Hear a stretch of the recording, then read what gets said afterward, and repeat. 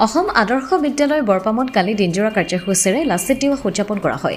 কাৰ্যসূচীৰ আৰম্ভণিতে লাচিত বৰফুকনৰ প্ৰতিচ্ছবিত মাল্যাৰ্পণ আৰু বন্তি প্ৰজ্বলন কৰে বিশিষ্ট বিজ্ঞান শিক্ষক বিশ্বনাথ চাৰিআলিৰ আকাশ বিজ্ঞান আৰু পৰিৱেশ শিক্ষা কেন্দ্ৰৰ সম্পাদক ৰিপুঞ্জয় বৰদলৈ। তাৰ পাছতে ছাত্ৰ ছাত্ৰীক উদ্দেশ্যি লাচিত দিৱসৰ ওপৰত তাৎপৰ্য দাঙি ধৰে বৰদলৈ।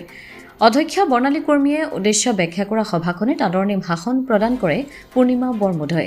জ্যেষ্ঠ শিক্ষক উপেন শইকীয়া, উপাধ্যক্ষ মণিদীপা দাস শইকীয়া, গীতাঞ্জলি কৰ্মীয়ে লাচিত দিৱসৰ তাৎপৰ্য ব্যাখ্যা কৰে।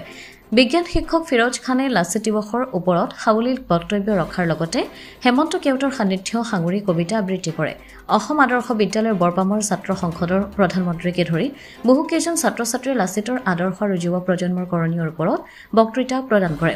লাচিত দিৱসৰ লগত সংগতি ৰাখি দেশপ্ৰেমমূলক গীতৰ আধাৰত নৃত্য, কবিতা আবৃত্তি, চিত্ৰাংকন, আকস্মিক বক্তৃতা, ইংৰাজী আৰু হিন্দী ভাষাত সাধু লিখা প্ৰতিযোগিতাও অনুষ্ঠিত কৰা হয়। কবিতাৰ শিৰোনাম জনমভূমি, কবি নলিনীবালা দেৱী। মিলিলো প্ৰথম চকু তোমাৰ কোলাতে আই, জীৱনৰ আদি কোৱাত মুদিৰ মাকো চকু তোমাৰ কোলাতে শুই, জীৱনৰ শেষ সন্ধিয়া মৰাৰ পিছতো যেন পাওঁ আকৌ ঠাই, জীৱনৰ শীতলী কোলাত ভাগৰুৱা তোমাৰ শেষৰ জিৰণিলৈ জিৰাবনি তোমাৰ কোলাত। সখী হৈ আকাশৰ বুকুত ফুৰি উৰি বালৰ মুখৰ লিখত পুৱতিৰ লগে লগে জগাম তোমাক বনৰীয়া পুৱতি গীতত। ধন্যবাদ।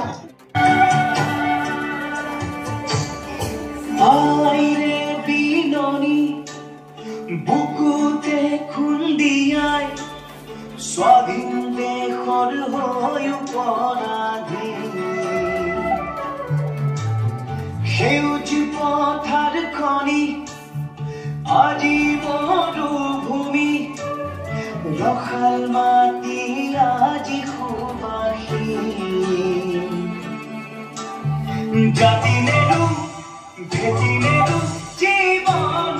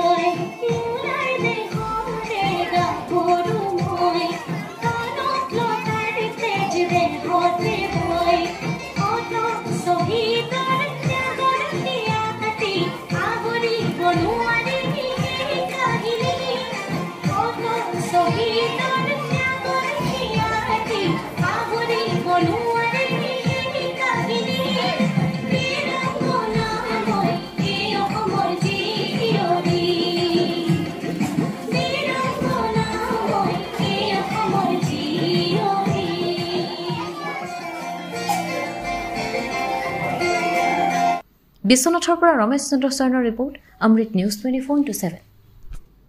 অমৃত প্ৰবাহ অসমীয়া সাপ্তাহিক কাকতৰ ডিজিটেল সংস্কৰণ অমৃত নিউজ, সত্যৰ সন্ধানত অমৃত নিউজ।